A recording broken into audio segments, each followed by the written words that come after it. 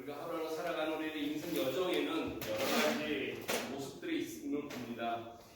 뉴스를 보나 들려오는 소식들을 보나 이렇게 보면서 참 다양하게 살아간다. 정말로 힘들게 살아가는 사람도 있고 재밌게 살아가는 사람도 있고 또 왜 저렇게 살까라고 우리들에게 궁금증을 유발해내면서 살아가는 사람들의 모습도 간혹 들려올 때가 참 많습니다.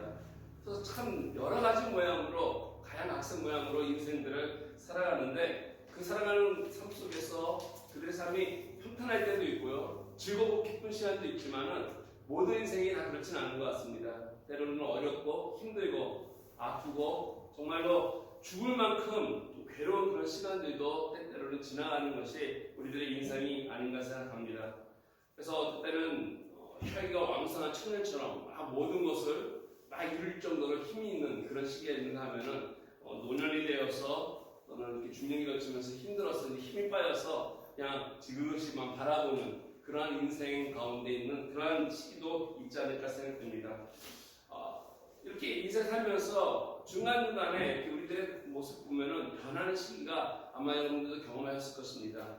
한동안 나도 잘했었는데 라고 하면서 공감하면서 했던 시기가 있는가 하면은 이제 나는 이런 모습으로 돌아가는구나 또는 나는 저런 모습을 내가 살겠구나 하면서 우리들의 모습을 바라볼 때가 있습니다. 이런 변환이라고 할까요? 또 이렇게 좀 달라지는 우리들의 모습들을 보면서 그런 시기의 새로운 단계, 또 새로운 그런 과정에 들어갈 때 우리들은 많이 우리 다시 돌이키면서 점검해 볼 필요가 있지 않나 생각됩니다.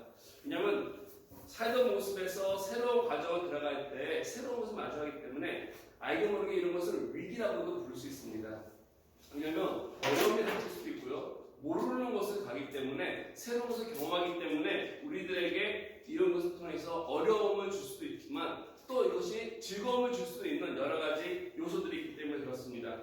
그래서 이러한 위기들을 부를 때 영어에서는 이거를 크라이시스라고 부르고 있는데 이 단어는 사실은 헬라어에 뿌리 두고 있습니다.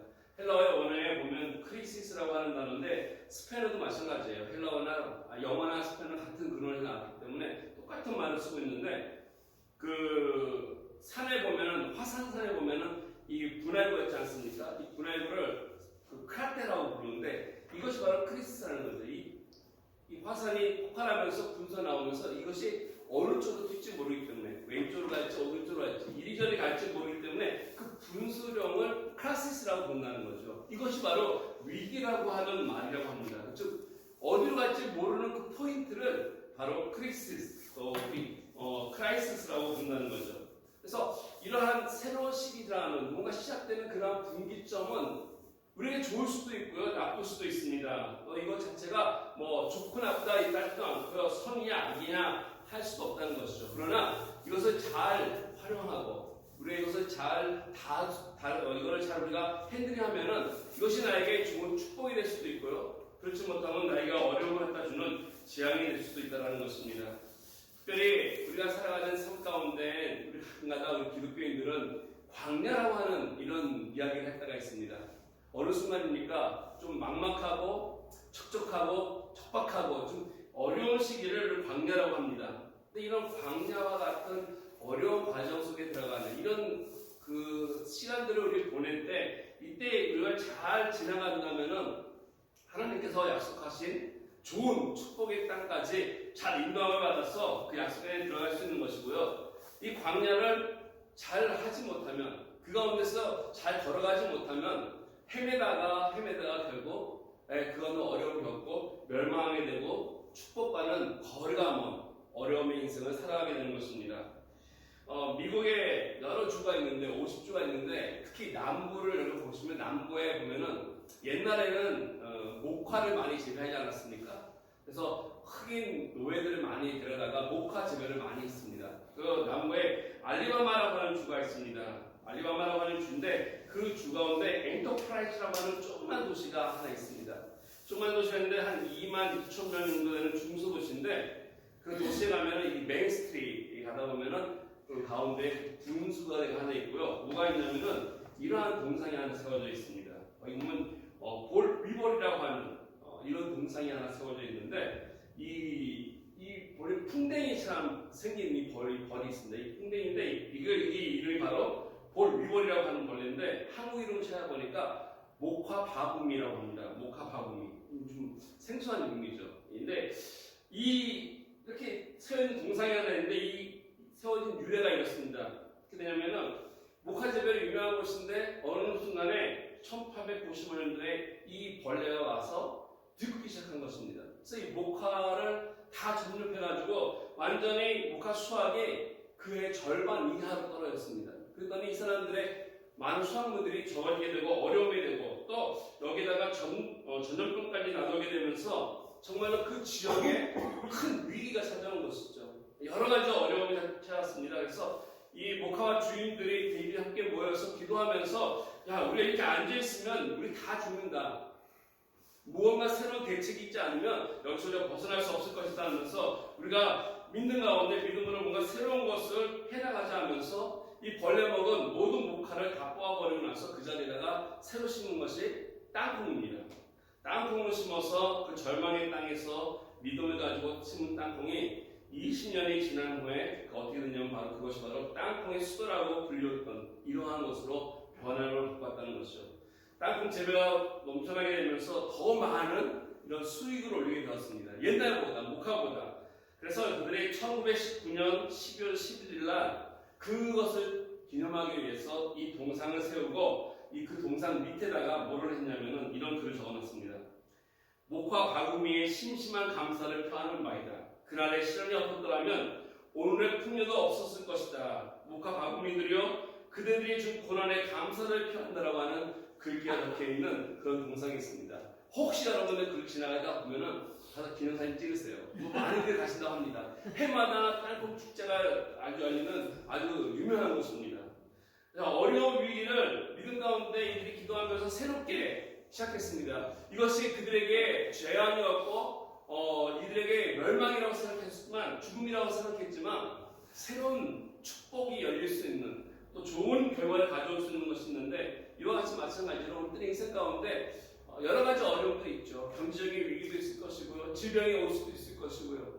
근데 그럴 때마다 우리가 그런 광야 같은 시간은 지나갈 수밖에 없습니다. 근데 이것을 잘 지나가면 끝에 가면은 우리가 알다시피 약속의 땅인 가나안이 기다리고 있다는 것입니다. 어떻게 하면 우리가 이러한 광야 같은 이거를 지나가면서 그때 겪는 이런 위기들 또는 내가 새롭게 시작해야 할 새로운 도전들에 대해서 어떻게 이것을 선택을 하고 잘 다스리고 관리를 해야만이 하나님께서 이걸 통해서 주시고자 하는 그 축복을 깨닫고 누릴 수 있을지 오늘 본문을 통해서 함께 살펴보기 원합니다. 고린도전서 시작하면서 보면은 사도 바울은 고린도 교회가 어떤 것인지 교회의 모습에 대해서 잘 이야기하면서 그 교회의 문제들을 하나 둘 해결해 나가면서 이제는 어디까지 가냐면 전체 공동체가 아니라 개개인 삶 속에서 하나님께서 그들에게 주시는 한 축복에 대한 것을 이야기하기 시작했다는 것입니다. 여러 명이 모일 공동체였기 때문에 그 공동체 자체가 고린도 도시 안에서 어려움이 있었지만 이제 이것을 극복하고 고린도 교회 안에 있는 문제들을 해결하고 이제는 개개인의 문제 속에서 영적으로 그들이 성장할 수 있는 위기 가운데 어떻게 지혜롭게 대처할 것인가에 대해서 권면해드리는 말씀이 오늘의 말씀이라고 볼 수 있습니다.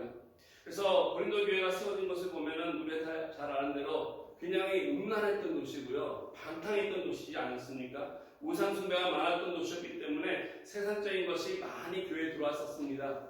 이미 말씀드린 것처럼 세상의 지혜론하고 얘기하는 지식 같은 철학적인 것이 많았었기 때문에 여러 면으로 영적으로도 혼란스러웠던 그 교회가 고린도 교회였습니다.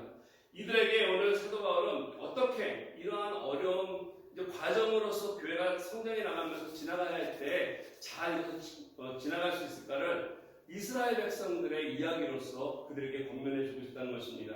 즉 어느 민족이나 국가나 똑같이 어떻게 시작했는지 그리고 그 국가가 어떻게 시작을 해서 어떤 과정을 통해서 이렇게 발전해 나가거나 또 생활해 나가는 걸 보면서 우리가 많은 교훈을 받을 수 있듯이 오늘 그 이스라엘 백성의 라이프 스타일을 바울은 쭉 열거하면서 너희들도 이와 같은 삶 속에서 우리가 배울 것이 있음에 대해서 이야기를 하고 있다는 것입니다.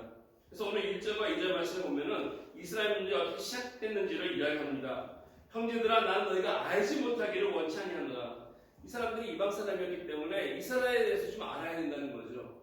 그러면 하는 말이 우리 조상들이 다 구름 아래에 있고 바다 가운데를 지나갔다 이겁니다.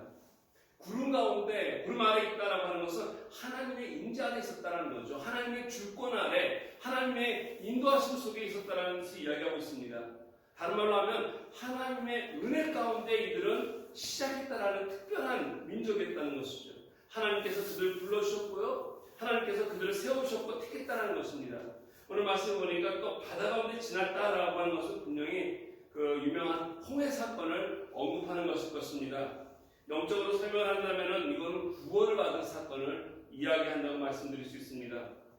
애굽에서 종살이하면서 힘들었던 이스라엘 백성들을 그들의 그 자유를 주기 위해서 구원해 주시고 그리고 새로운 땅으로 인도하시는 하나님의 역사하심을, 그래서 오늘 바울은 2절 말씀에 이 사건을 세례받은 사건이라고 말하고 있다는 것이죠. 그래서 모세에게 속하여 구름과 바다에서 세례를 받았다라고 바울은 이야기해주고 있습니다. 이것은 하나님의 특별한 은혜 가운데 이스라엘 백성들이 시작했지만 이 시작한 백성들이 하나님께서 그 세상 가운데 가만히 둔 것이 아니라 애국이라고 하는 세상과 단절을 시켰음을 이야기하고 있습니다. 이 세상 가운데 있었던 이스라엘 사람들을 특별한 은혜 가운데 불러서 이 세상과 단절시켜서 구원해 주셔서 세례를 통해서 홍해 건너으로 말미암아 특별하게 인도해 주심을 오늘 말씀해 주면서 그들의 정체성에 대해서 언급하는 것입니다. 그런데 너희들은 이 세상 사람들과 다른 민족이다. 다르기 때문에 바르게 살아야 한다는 것을 이야기한다는 것입니다. 이게 바로 이스라엘 어떤 국가나 민족의 시작이라고 말씀드릴 수 있습니다. 이게 저와 여러분과 같지 않습니까? 이어지는 3절과 4절을 보면은 이렇게 구원받은, 이렇게 특별하게 하나님의 은혜 가운데 시작된 이스라엘 백성들의 어떠한 삶이 이어졌는지를 소개하고 있는데, 거기 보니까 다 같은 신령한 음식을 먹었다라고 3절의 말씀을 기록합니다. 이 음식은 무엇을 얘기하겠습니까? 아마 여러분들은 만나죠. 하나님께서 광야를 지나면서 그들에게 공급했던 신령한 음식, 특별한 양식입니다. 특별한 것이요. 4절에 보니까 다 같은 신령한 음료를 마셨으니 이는 그들을 따르는 신령한 반석으로부터 마셨으며 그 반석은 곧 그리스도시라. 그들이 애굽에서 나와서 광야로 들어가는 그 가운데 시작할 때, 광야길을 시작할 때 어떻게 보면은 이제 막 세상을 향해서 벗어나서 새로운 약속을 향해서 나갈 때 가장 힘있고 왕성하고 전진해 나갈 때 그들에게 공급했던 것은 하나님의 만나였다는 것입니다. 거기다 더불어서 오늘 보니까 이 음료라고 하는 말씀이 나오는데 신령한 음료. 아마 바울은 모세가 무리바에 있었던 사건을 언급하는 것 같습니다. 반석을 이 지팡이를 쳐서 물을 나름해서 온 이스라엘 백성들과 또 거기 있던 가축들이 함께 먹음으로써 지치고 힘들었던 그들이 새로운 힘을 얻고 또 그 힘을 얻어서 새롭게 그 광야를 향해서 나아갈 수 있는 그런 소망을 가졌던 이런 시기를 바울은 소개하고 있는 것 같습니다. 앞은 정말 척박했던 땅입니다. 아무것도 없을 것을 왜 이들이 몰랐겠습니까? 광야하면 아무것도 아님에도 불구하고 만나를 주시고 이렇게 물을 주시기 때문에 두려움과 겁이 없다는 거죠. 이스라엘 백성들은 그것을 보면서 왕성한 가운데 힘차게 나아갔습니다. 그런데 여기 말씀 보면 특별히 이 반석이라고 하는 말씀 속에서 바울은 그 반석이 바로 예수 그리스도라고 소개하고 있다는 것이죠. 그래서 오늘날 우리들이 예수 그리스도와 더불어서 신앙생활을 시작하면서 그를 통해서 얻어야 할 것이 있음을 말씀해 준다는 것입니다. 그것은 바로 요한복음 7장 38절에 있는 말씀처럼 나를 믿는 자는 성경의 이름과 같이 그 배에서 생수의 강이 흘러넘친다 말씀하시면서 언급한 것이 성령이라는 것입니다. 아멘. 예수 믿는 사람들이 구원받고 그냥 하나님의 관계를 내보는 것이 아니라 예수 그리스도의 그 반석 같은 것을 통해서 우리가 공급받는 힘이 있습니다. 그것이 바로 성령 하나님의 놀라운 능력이 우리에게 있을 때 이스라엘 백성처럼 광야를 두려워하지 않고 담대하게 나갈 수 있다는 것입니다. 네, 그곳에 가면은 아무것도 없었을 것입니다. 광야는 덥고요, 춥고요, 배고픈 것이 뻔했음에도 불구하고 어려움이 있는 그러한 지형에 가는 것을 그들이 알고 있었음에도 불구하고 나갈 수 있었던 이유가 여기 있었습니다. 이처럼 저와 여러분들의 인생 살아가면서 예수를 믿으면 편해지는 것 결코 아닙니다. 어렵지만 우리가 이 인생을 극복해 나가고 이 세상을 정복해 나갈 수 있는 이유가 바로 여기 있다는 것입니다. 성령 하나님의 능력을 통해서 우리가 활기 넘치게 힘차게 인생을 살아나갈 수 있습니다. 아멘. 그런데 좀 더 나가면서 문제가 생기는 것도 볼 수 있습니다. 5절 말씀에 이렇게 얘기하지 않습니까? 그러나 시작합니다. 그들의 다수를 하나님이 기뻐하지 아니하였으므로 그들의 광야에서 멸망을 받았다라는 것입니다.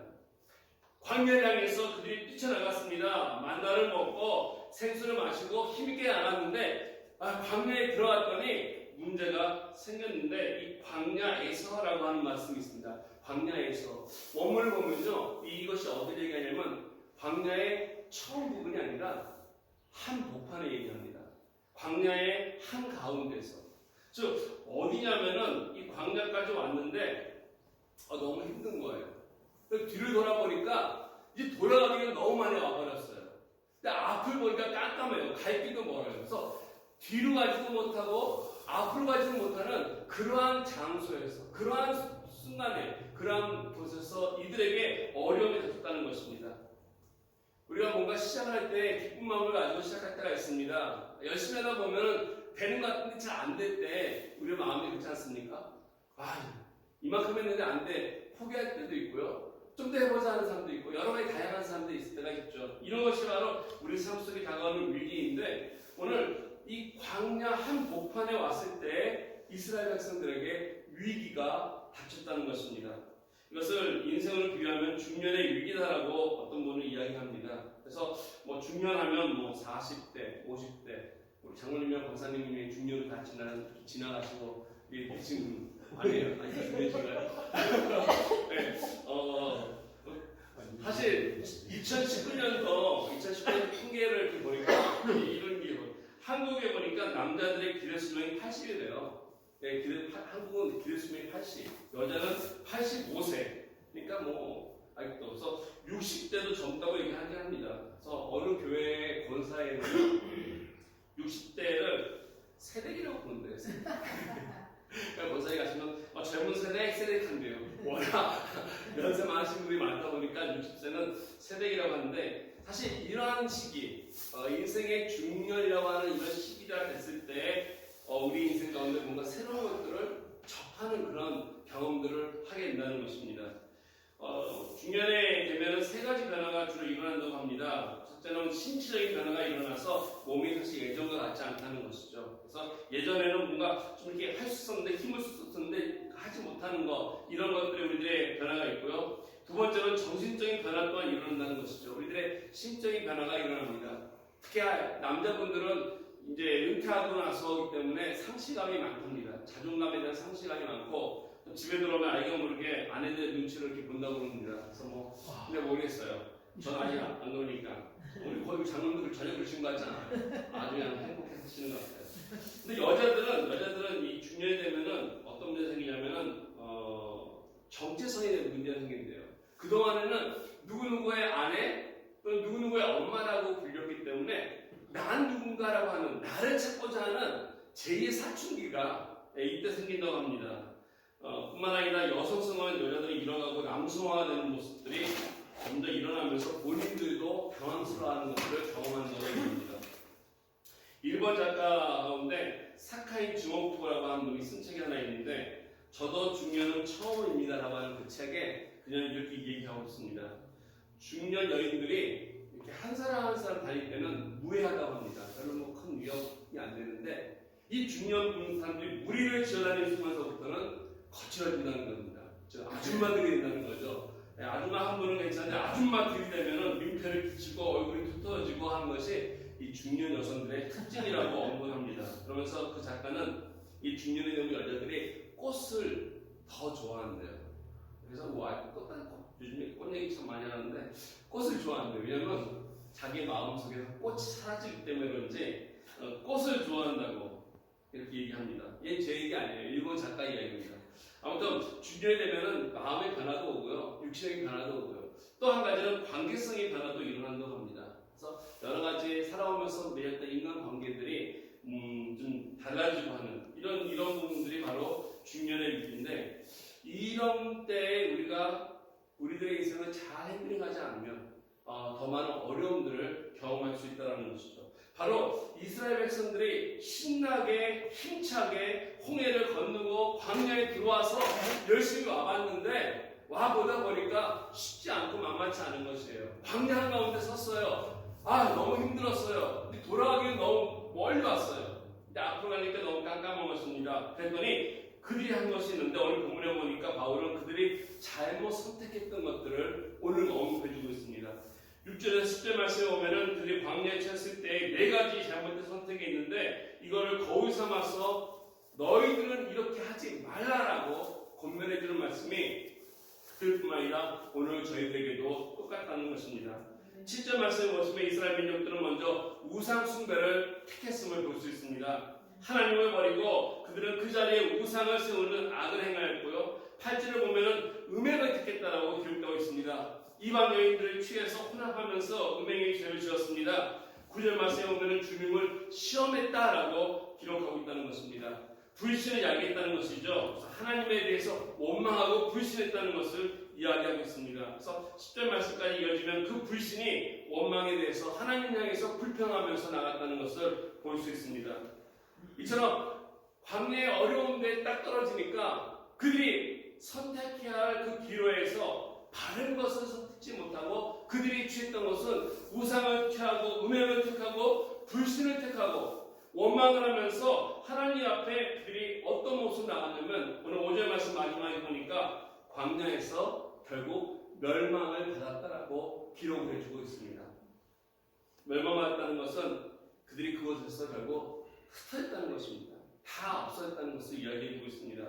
하나님께서 그들을 애굽에서 시작을 해서 건져냈을 때는 그 여정이 축복이었습니다. 기쁨이었고요. 정말로 하나님이 약속하신 그곳에 가서 하나님이 준비해 주신 그 모든 것을 누릴 수 있는 소망을 가지고 나갔습니다. 그리고 그 축복이 분명히 있었습니다. 그러나 그들이 40년 동안의 광야에서 나가면서 선택한 것을 통해서 그들은 헤매고 또 그 가운데서 헤매다가 결국 2사람을 제외한 나머지 모든 사람들이 광야에서 흩어지고 말았다는 것입니다. 결국 죽음을 맞이했습니다.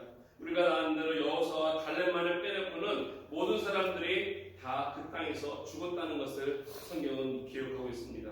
오늘 바울은 이것을 고린도 사람들에게 이방인들에게 이야기하면서 우리는 이렇게 살아서는 안 된다라고 말씀해주고 있는 것입니다. 오늘 우리가 새롭게 예수 믿고 교회가 되어서 나아가고 있는데 고린도 교회를 향해서 너희들 가운데 여러 가지 어려움이 있지만 이제 더욱더 성장하기 위해서 이때 우리가 잘 선택해야 한다면서 이 위기를 어떻게 극복할 것인가를 이야기하는 것이죠. 갈 길은 멀고 또 돌아가기는 너무 힘든 그리고 앞으로 가자니 너무 막막한 이곳에 왔을 때 이것을 통해서 우리가 포기하지 말고 어떻게 극복해야 할 것인가를 우리가 잘 생각해 봐야 할 것입니다. 어떻게 하면 이 위기를 잘 진행할 수 있겠습니까? 여기에 대한 답변은 오늘 본문 13절 말씀에 잘 기록되어 있습니다. 우리 한번 다시 한번 13절 말씀 한번 읽어보겠습니다. 함께 읽습니다. 사람이 감당할 시험 밖에는 너희가 당할 것이 없나니 오직 하나님은 빈부사 너희가 감당하지 못할 시험 당함을 허락하지 아니하시고 시험 당할 쯤에 또한 피할 길을 내사 너희를 능히 감당하게 하시느니라. 아멘. 여기 보면 광야를 잘 넘길 수 있는 이 위기 가운데 이거를 잘 선택해 넘길 수 있는 3가지 비결이 소개되고 있는데 첫 번째가 이 내가 겪고 있는 새로운 변화의 위기가 어떠한 성격인지를 잘 파악해야 한다는 것입니다. 내 인생이 지금까지 살아왔는데 새롭게 들어가는 이 과정이 무엇인가 어떤 것인지를 살펴보라는 것입니다. 오늘 13절 말씀에 이렇게 나와 있습니다. 사람이 감당할 시험 밖에는 너희가 당할 것이 없다라고 기록하고 있는데 무슨 의미가 있겠습니까? 내가 겪고 있는 어려움이 내 앞에 주어진 새로운 이 과정이 아무리 크고 힘들고 어렵다 하더라도 이것은 내가 감당할 수 있다 없다? 있다라는 것입니다. 감당할 수 있기 때문에 나에게 주어졌다라는 뜻입니다. 왜냐하면 하나님께서는 시험을 주실 때 감당치 못할 시험을 허락지 않으시다라고 하셨기 때문에 그렇습니다. 저와 여러분들이 살아가면서 겪어야 할 어려움들이 있을 때 또 새롭게 도전해야 할 것들이 있을 때 그것이 아무리 어렵고 힘들어 보여도 막막해 보여도 이것을 이기려고 마음만 먹으면 우리를 극복할 수 있다라는 사실입니다. 그 위기 앞에 지레 겁을 먹고 포기하는 것 이것처럼 어리석은 방법이 없다는 것입니다. 시도해보지도 않고 주저하는 것이 잘못된 태도입니다. 그래서 내가 하나님 안에서 이거 내가 해야 되겠다. 믿음을 가지고 하나님라면은 이것을 우리는 이길 수 있음을 성경은 이야기해주고 있는데 아무래도 이것을 바울이 기록하면서는 이스라엘 백성들의 광야 지나가면서 겪었던 그들의 역사 가운데 가데스 바네의 사건을 언급하는 것이 아닌가 생각할 수 있습니다. 여러분 아시는 대로 가데스 바네아는 이 바란 광야에 있던 지역인데 그곳이 바로 이스라엘 백성들로 하여금 가나안을 가는 과정 속에 이 전환점이 되는 아주 중요한 포인트가 됐던 곳이라고 우리는 알 수 있습니다. 12명의 정탐꾼을 모세가 모았습니다. 각 지파별로 한 명씩 모아서 그들을 먼저 가나안에 보내서 정탐을 하고 돌아오겠습니다. 10명은 돌아가서 정탐함을 보고하기를 그곳에 있는 사람들 키가 장대하고 성읍들은 너무 견고하기 때문에 그들과 우리를 비교해 보니까 우리는 메뚜기만도 못하다 얘기하면서 절대 그들을 이길 수 없다라고 하면서 그들은 제안하기를 돌아가자. 우리는 포기하자라고 했다는 것입니다. 시도하기도 전에 그들은 포기하자부터 먼저 이야기했습니다. 반면에 같이 함께 있던 여호수아 갈렙은 어떻게 얘기합니까? 맞다. 너희들이 이야기한 것이 맞다. 우리가 보고 온 것이 맞다. 사실이다. 갔더니 사람들은 크고 성읍들은 강대하다. 그러나 여호와 하나님이 우리와 함께 하신다면 우리는 이것을 이길 수 있다라고 얘기합니다. 우리 한국식 하면 누워서 떡 먹기다. 이건 우리가 충분히 이 게임을 해서 이길 수 있는 그런 것이라고 얘기합니다. 무슨 차이입니까? 여기서 두 그룹이 같은 곳에 가서 같은 것을 바라보고 같은 것을 경험하고 돌아왔음에도 불구하고 같은 내용을 보고했음에도 불구하고 차이점은 10명의 정탐꾼은 현장만을 바라봤다는 것입니다. 그들이 갇혀있는 그 현장을 잘 관찰했습니다. 그러나 그 현장 속에 있는 것을 보더니 자기를 보더니 지레 겁을 먹고 두려워하고 포기했다는 것입니다. 그러나 여호수아 갈렙은 그들 이스라엘 백성들 그곳으로 보내신 분이 누군지를 잊지 않았던 것입니다. 그들은 이스라엘 백성들을 애굽에서 끄집어내서 가나안으로 보내신 분이 바로 하나님임을 알고 있었기 때문에 그 현장에 가서 물론 그들도 보았지만 그들 가운데 계시는 여호와 하나님을 보았기 때문에 여호수아와 갈렙은 겁이 아니라 얼마나 저들이 오히려 하나님을 두려워하고 있는 존재인지를 알게 되었고 그 가운데 함께 한다면 우리 하나님이 함께 하시기 때문에 이거는 충분히 이길 수 있음을 알게 됐다는 것입니다. 우리에게 주어진 시험들 어려울 수 있고요. 힘든 과제들이 있을 수 있습니다. 막막할 수도 있습니다. 그러나 하나님이 함께 하신다면 스토리는 달라지는 것입니다. 어저께도 전도하러 가면서 와이프랑 얘기했어요. 요즘에 전도해야 되니까 제가 많이 찾습니다. 예를 찾습니다. 어떻게 하면 전도, 한국에서 하는 예, 다 찾아도 답이 없어요. 그러니까 이 공식이라는 게 없어요. 차라리 수학처럼 1 더하기 1 하면은 2라고 하는 공식이 있으면 괜찮을 텐데 공식이 없어요. 공식이 없다 보니까 전도하는 것이 참 답답하기도 하고 두려워요. 왜 두려운가 생각했어요. 그러니 공식이 없으니까 우리가 실수하지 않을까. 어떤 공식이 있으면은 그 안에 실수하지 않기 때문에 최소한의 기본을 하기 때문에 잘못할 일이 없을 텐데 어떤 공식이 없다 보니까 실수할까봐 잘못할까봐 두려워하는 마음이 생기더라고요. 또는 이것이 효과가 있을까라고 하는 의심도 생기고 걱정도 되고 물론 하나님 믿고 하지만은 그래도 어떤 공식이 있으면 좋을 텐데 이게 없어요. 전도는 그렇더라고요. 전도는 믿음이에요. 근데 말씀을 준비하면서 보니까 맞아요. 이게 하나님께서 하라고 하신 거기 때문에 그 현장에 계신 하나님을 보면은 이것이 된다는 것이에요. 나는 할 수 없으나 내 생각으로는 불가능하나 하나님이 그곳에 있기 때문에 하나님께서 그를 함께 하시기 때문에 하나님과 더불어서 나아갈 때 그게 정답이다라고 하는 답을 찾을 수밖에 없었습니다. 이게 바로 하나님을 볼 수 있는 신앙적 시각이 아닌가 생각됩니다.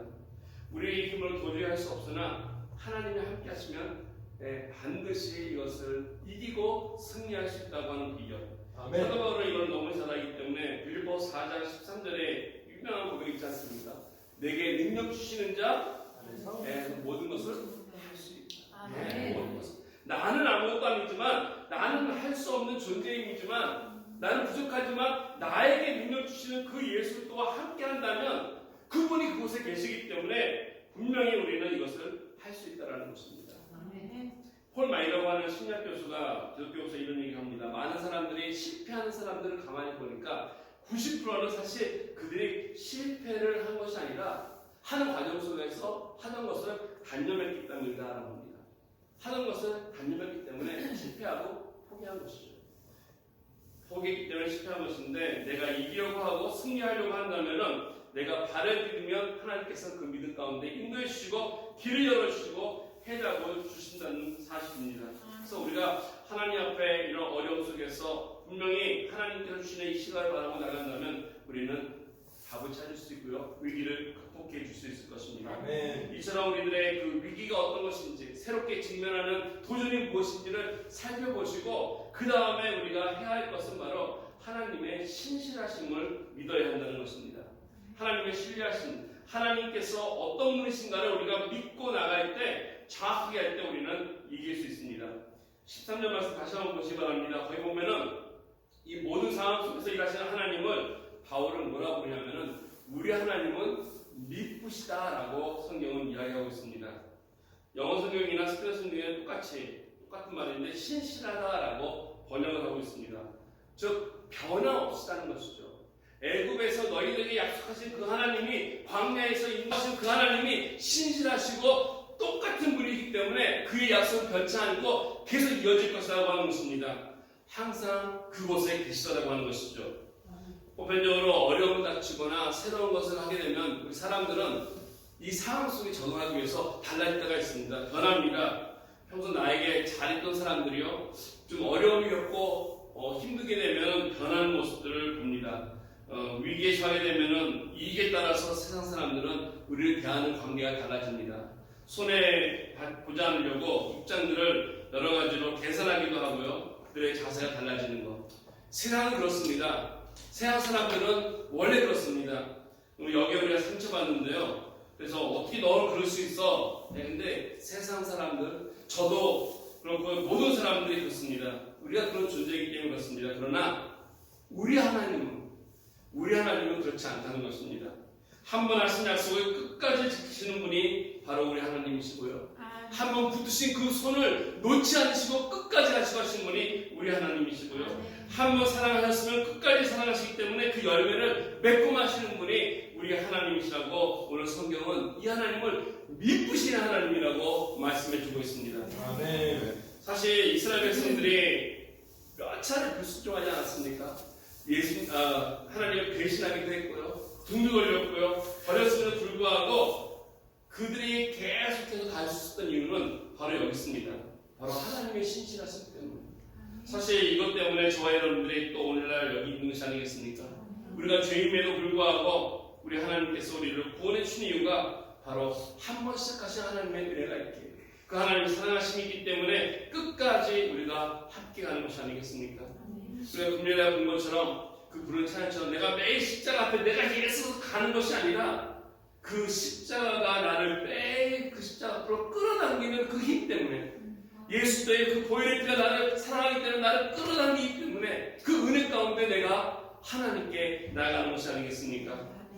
위기 찾아왔을 때 사람 따라다니면은 실수할 수 있고요, 좌절할 수 있고 상처받을 수 있지만 하나님을 믿고 나간다면 그 신실하신 하나님께서 나에게 위로도 주시고 능력도 주시고 힘도 주셔서 그것을 지나가게 하시고 승리와 기쁨의 열매를 맛보게 하신다는 것입니다. 네. 우리들의 인생을 누가 예측할 수 있겠습니까? 5분 후에 있을 일, 1시간? 다음 달에 있을 일을 누가 알겠습니까? 그래서 우리는 우리들의 인생을 내가 책임진다. 우리는 장담할 수 없습니다. 가끔가다 내 인생은 내가 책임져야지 하는 그런 사람들이 있는데요. 네, 불가능한 일입니다. 우리는 우리 앞날을 알 수 없기 때문에 우리의 전부를 깨달을 수 없는 존재입니다. 우리의 모든 것, 앞과 옆과 뒤 모든 것을 아시는 분은 우리 하나님이시기 때문에 나를 돕는 자가 도울 때 우리는 승리할 수 있고 그 하나님은 신뢰해 나갈 때 우리는 그 새로운 과정 속에 오는 그 위기를 잘 우리 핸들링해 나갈 수 있다는 것입니다. 마지막 세 번째로 이 위기를 넘어서려면은 바른 출구를 우리는 찾아 나가야 할 것입니다. 바른 축을 선택해야 할 것인데 오늘 보니까 하나님께 준비해 주신 그 바른 길이 있음을 알게 됩니다. 오늘 13절 마지막 부분입니다. 보니까 시험 당할 쯤에 또한 피할 길을 내사 너희를 능히 감당하게 하신다. 피할 길이라고 하는 것은 길을 새로 뚫어주신다는 것을 말씀하고 있습니다. 쉬운 성경 보니까 빠져나올 수 있는 길이라고 번역이 되어 있습니다. 우리가 막혀있을 때, 나갈 곳이 없을 때는 나갈 출구가 필요합니다. 빠져나올 구멍이 필요하다는 것이죠. 이것을 누가 준비하느냐? 내가 스스로 준비하는 것이 아니라 하나님께서 이것을 준비해 주신다는 사실입니다. 시험도 하나님께서 주시지만 이 시험을 통해서 나를 성숙시켜 주시고 성장시켜 주시고 하나님의 기쁨의 열매를 먹게 하시지만 이 과정 속에서 이걸 나아갈 수 있는 그 출구까지도 하나님께서 주신다는 것입니다. 이 엑시트를 통해서 하나님의 마련해 준 것을 우리가 믿음으로 나아갈 때 우리는 하나님께 영광을 돌릴 수 있는 존재로 그 축복의 자리에 서 있을 수 있습니다.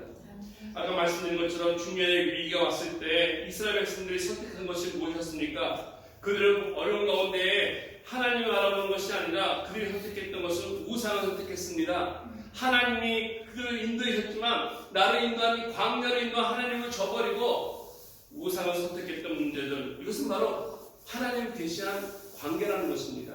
어려울 때 인간관계, 사람을 선택할 때에 문제가 있다는 것입니다. 두 번째로 그들이 선택한 것은 음행하지 않았습니까? 외도하지 말라는 것입니다. 위기가 찾아왔을 때 외도하면 그것이 망하는 길이랍니다. 세 번째로 그들은 하나님을 시험했다고 하는데 불신한 것이죠. 서로가 불신하게 되면, 서로가 신뢰하지 못하면 그 공동체는 무너지고 마는 것입니다. 네 번째로 원망했다고 하는데 이것이 바로 신뢰가 없을 때 서로를 향해서 손가락질하고 목소리를 높이고 탓하면서 문제는 해결되지 않는 이러한 현실을 맞이해서 결국 망했다는 것입니다. 위기가 왔을 때 우리는 세상적인 방법이 아니라 인간적인 방법이 아니라 하나님을 바라보는 것입니다. 나의 것을 내려놓고 하나님을 바라보기 시작할 때 하나님께서 준비해 놓으신 그 길이 보입니다. 내가 길을 찾는 것이 아니라 하나님이 마련해 놓으신 그 길을 하나님께서 보여주신다는 것입니다. 그 하나님의 길은 우리가 낮아질 때, 우리가 겸손해질 때 하나님께서 준비해 놓으신 그 사랑의 길이 보이는 사실입니다. 서로 용납하고 용서하는 것이 하나님의 길이고요. 그리고 어려웠을 때 하나님께서 우리에 향해서 믿음을 가지고 선택하라고 하는 것, 하나님이 바라보실 때 이것을 향해서 나가는 것입니다. 사순절 기간이기 때문에 이 6월절에 유래를 찾기 위해서 좀 말씀을 찾고 묵상하다 보니까 출애굽기 다시 읽게 되었습니다. 출애굽기 읽다 보니까 이스라엘 백성들의 애굽을 나오면서 너무 잘 아는 사건 있지 않습니까? 홍해까지 왔어요. 홍해까지 왔는데 홍해 앞에 막혀 있고요. 뒤에는 애굽 군대가, 바로의 군대가 오고 있습니다. 그 상황을 보니까 앞과 뒤가 막히고 옆에는 끊임없는 사막에 있는 그 상황을 출애굽기 14장 3절에 이스라엘이 광야에 갇혔다라고 하나님은 표현하고 있습니다. 꼼짝없이 갇혔다라고 얘기하고 있어요. 갈 곳이 없다라는 것이죠. 앞, 뒤, 옆 어디 봐도 나갈 수 없는 상황. 그들이 할 수 있는 것이 아무것도 없음을 하나님께서 보여주고 계세요. 너희들이 여기서 무엇을 할 수 있느냐? 아무것도 할 수 없다는 것입니다. 가끔가다 우리들에게 시험을 주실 때 그런 상황으로 몰아가신다는 것이죠. 아무것도 할 수 없을 때 모세를 통해서 하나님 하시는 말씀이 무엇입니까? 너희는 가만히 서서, 너희가 열심히 뭔가 해야 가만히 서서, 너희가 가만히 서서 여호와께서 오늘 너희를 위해서 행하시는 구원이 뭔지를 보라라고 말씀하셨습니다. 너희를 가만히 서서 너희를 어떻게 하나님께서 핸들링하며 너희들을 인도하는지 누려보라. 우리가 너무 급해서, 우리가 인내하지 못해서 우리가 서두를 때가 너무나 많습니다. 근데 우리가 가만히 서서 하나님을 기다릴 때 바다를 향해서 내민 그 지팡이가 바다를 가르고 그리고 그 갈라진 홍해를 통해서 기가 막히게 이스라엘 백성들이 땅처럼 다 지나가게 하신 그 하나님, 이것이 바로 이스라엘 백성들에게는 구원의 치유가 되었던 사실입니다.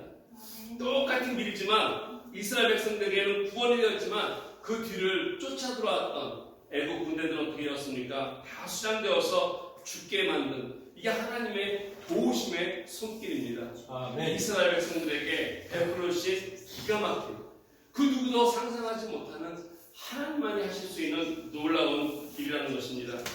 저희 여러분의 삶 속에서도 위기, 새로운 도전들을 하나님 주십니다. 근데 도전만 주시고 위기만 주시는 것이 아니라 그 가운데 이거를 감당할 수 있기 때문에 주시기 때문에 우리가 잘 파악하고 이거를 하나님 믿고 그 주시는 출구를 향해 나갈 때 우리는 그 위기 가운데서도 여전히 하나님의 인도하심을 받고 승리할 수 있을 것입니다. 우리가 세상은 변하고요, 사람들은 달라질 수 있고 환경이 달라질 수 있습니다. 급변하는 시대입니다. 지금 새로운 것이 또 나와서 IT 세계에는 이제 새롭게 전환되는 것이 나오고 있습니다. 핸드폰이 나와서 변했던 것처럼 이제 구글 이후에 새로운 것이 나와서 지금 변화가 시작되는 그런 시대인데 우리는 알지 못하나 우리가 여전히 변치 아니하시는 하나님을 알고 있을 때 그 하나님 믿고 나간다면은 우리는 과거에도 역사했던 그 하나님께서 똑같이 우리와 함께 하실 것을 알기에 그 하나님께 믿고 기도하며 나갈 수 있기 원합니다. 우리 이제 같이 기도하면서 우리 삶 속에서 새롭게 맞이하는 새로운 도전들 또 혹 위기가 있다면 어려움들 이것들을 하나님 그 가운데서 피할 길을 내어주시고 또 나에게 그 위기를 잘 감당할 수 있게 해달라고 그 능력과 은혜 가운데 부어달라고 우리가 하나님께 기도하면서 결단하면서